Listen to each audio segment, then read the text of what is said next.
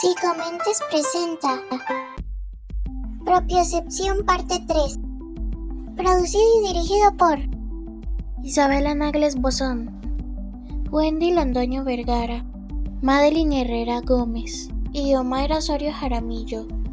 En esta última parte estaremos viendo algunos casos, anécdotas y referencias relacionadas con la propiocepción. En primer momento, damos a conocer el caso del señor Ian Waterman, quien a sus 19 años trabajaba como carnicero en Jersey. En una ocasión accidentalmente se cortó un dedo, lo que le ocasionó una grave infección y un virus atacó fuertemente su sistema. Sin embargo, los profesionales no priorizaron esta y le diagnosticaron como una leve gripe estomacal. Este error le costó a Ian la capacidad de coordinar sus movimientos, dejó de sentir sus músculos y su cuerpo del cuello hacia abajo. Ian pasó varios días en cama hasta que se dio cuenta de que aún teniendo sus ojos sanos podía recuperar el movimiento de su cuerpo, ya que se veía sus extremidades, podía ubicarse en espacio, fuerza y velocidad. Los médicos subestimaron la posibilidad de que Ian pudiera recobrar su vida cotidiana, pero él se aferró a la idea de que aún tenía el sentido de la vista y que ésta le permitía desarrollar un panorama más amplio de la ubicación de su cuerpo. Por lo cual, con mucha terapia y muchísima paciencia más adelante, se darían cuenta de que ellos se equivocaban y pudo volver a su vida normal, siempre y cuando estuviera analizando y observando siempre qué movimiento tendría que ejecutar antes de cada acción. Ahora bien, haremos una breve retroalimentación de cuán importante es este sentido. Los ojos son la ventana de nuestro cuerpo, pero son realmente la puerta de entrada por la que ingresan estímulos luminosos que se transforman en impulsos eléctricos gracias a las células de la retina, los conos y los bastones. Pero así de simple no es nuestro sentido de la visión. Existe un cable llamado nervio óptico, el encargado de enviar la información al cerebro. Exactamente, la envía a la corteza occipital. Millsack y Wohl nos ampliaron un poco más el panorama y, hablando específicamente del dolor y de su teoría de la compuerta, nos darían a conocer procesos complejos de nuestro cuerpo que desconocemos totalmente. Anteriormente expresaba que la sensación de dolor depende de la intensidad del estímulo y no de la calidad de la teoría de la intensidad. Pero luego, en la descripción de su artículo en 1965, mencionan que notaron algunas incongruencias en esta teoría y cambian su visión de esta. Así que la teoría de la compuerta explica cómo funciona el proceso de transmisión del dolor en el cuerpo hacia el cerebro. Según esta teoría, existen compuertas neuronales que pueden abrir o cerrarse y determinar si una señal de dolor llega al cerebro o no. Estas compuertas pueden ser influenciadas por factores como la atención, el estado emocional, la actividad física y otros estímulos sensoriales. Lo que significa que la experiencia del dolor es una interacción compleja entre el cuerpo y la mente. Estos son llamados procesos nociceptivos.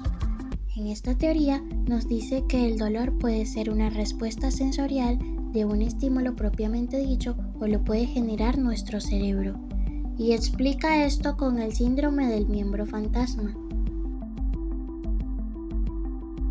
donde la ausencia de modulación de los impulsos que antes se generaban en el miembro amputado provoca que la respuesta se manifieste en forma de ráfagas de alta frecuencia, lo que es un síntoma característico de la falta de respuestas eferentes. Estas respuestas se originan en el cerebro y no en un lugar donde se produjo la lesión. Y los calambres, por ejemplo, que sienten en esta extremidad amputada, se tratan de actividad neuronal que intenta activar los músculos que ya no están allí. En estos casos juega un papel importante la neuroplasticidad, que es la capacidad que tiene el cerebro para reorganizar, modificar o asimilar los mecanismos biológicos, por lo que a veces este proceso es más complejo de lo que se cree, ya que esta misma reestructuración puede intensificar el dolor, pues produce un desajuste en las conexiones neuronales.